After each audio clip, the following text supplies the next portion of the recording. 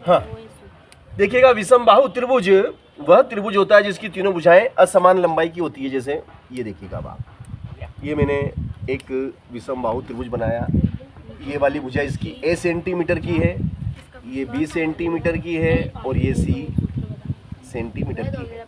नाम दे दो a b c, है ना। अब विषम बाहु त्रिभुज का परिमाप, परिमाप का मतलब समझते हैं बेटा आप? परिमाप का मतलब होता है तीनों भुजाओं का योग। तो तीनों भुजाओं का योग कितना हो गया? a प्लस बी प्लस सी, ये परिमाप है।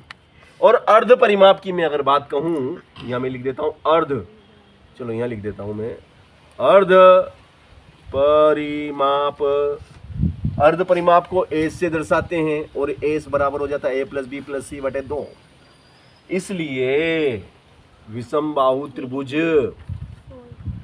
विषम बाहु त्रिभुज का क्षेत्रफल बराबर होता है, विषम बाहु त्रिभुज का क्षेत्रफल बराबर क्या होता है बेटा? S, S minus A, S minus B, S minus C. ये विषम बाहु त्रिभुज के क्षेत्रफल का सूत्र है, ठीक है ना। अब इस सूत्र का उपयोग करके हम विभिन्न प्रकार के सवाल आपको करके दिखाएंगे। उसमें से पहला ही सवाल आपके सामने ये रहा, क्या है कि एक त्रिभुज जिसका क्षेत्रफल ज्ञात करना है, एक 8, 11 है ना, एक त्रिभुज, एक त्रिभुज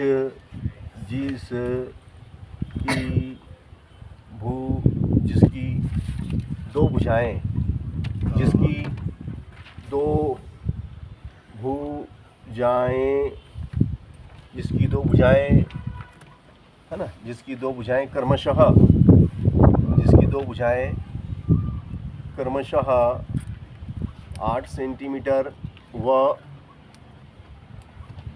11 सेंटीमीटर की हैं, है ना, और परिमाप 32 सेंटीमीटर है, और परिमाप 32 सेंटीमीटर है, तो इसका क्षेत्रफल ज्ञात करो। इसका क्षेत्रफल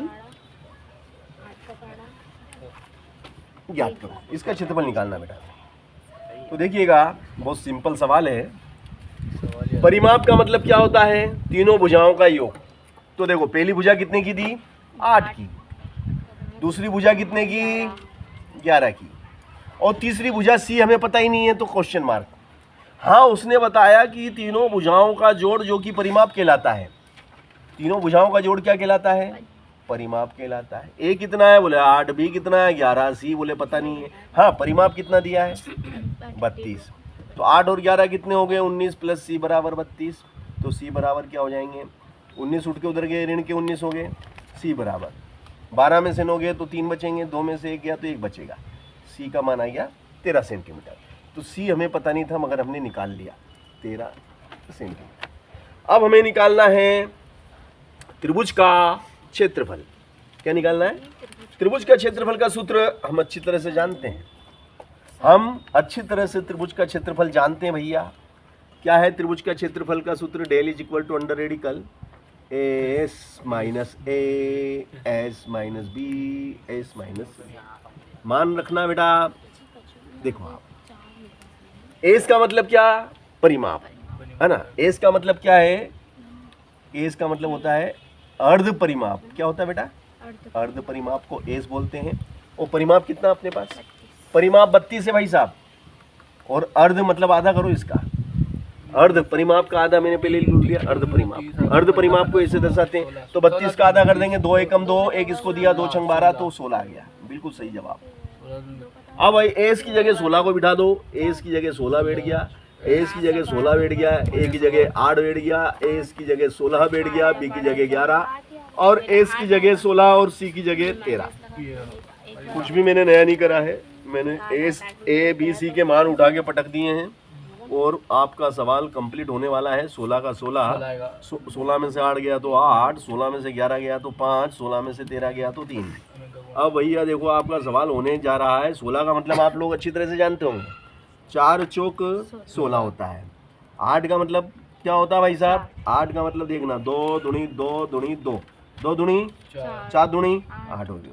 फिर क्या रह गया भैया, 5 रह गया, 3 रह गया। ये भैया 2 के ग्रुप निकाल दे तो भाई 4 का ग्रुप बन गया, निकल गया। ये भाई इधर से भी ग्रुप बन गया कि नहीं बन गया, बन गया।